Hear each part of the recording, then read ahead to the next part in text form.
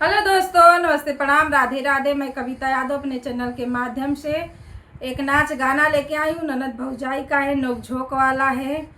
इस गाने को ढेर सारा प्यार दुलार देना, अपना आशीर्वाद देना। सभी भाई बहनों को राधे राधे। जुरु जुरु बहे लागल पुरुआ पवनवा, जुरु जुरु बहे लागल पुरुआ पवनवा।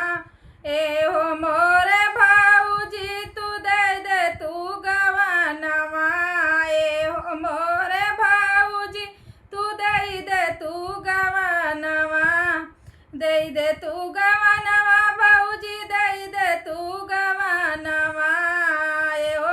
भाऊजी तू दे तू गवनवा, एहो मोरे भाऊजी तू दे तू गवनवा।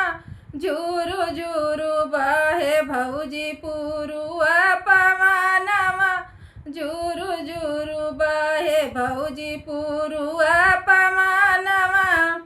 पुरुआ पवनवा ननद पुरुआ पवनवा, कैसे के देही ननदोया बही हम गवनवा, कैसे के देही ननदोया बहिन हम गवनवा।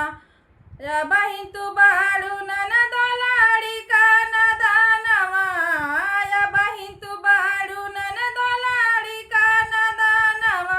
झूरू झूरू बहे ननदो पुरुआ पवनवा, झूरू झूरू बहे ननदो पुरुआ पवनवा। आ बहिन बाड़ू ननदो लड़िका से नदानवा, आ बहिन बाड़ू ननदो लड़िका से नदानवा। लगता फगुन भौजी आई हमर सजनवा, लड़का लगता फगुन भौजी आई हमर सजनवा। भैया के कही के भौजी दे दा मोर गवनवा, भैया के कही के भौजी दे दा मोर गवनवा।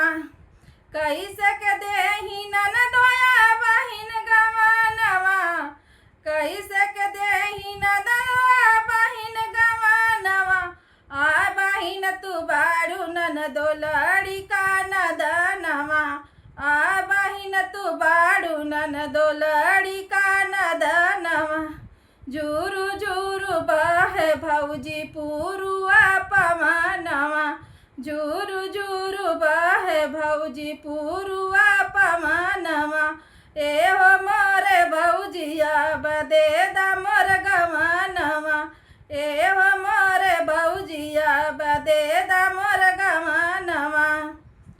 हेलो दोस्तों, राधे राधे।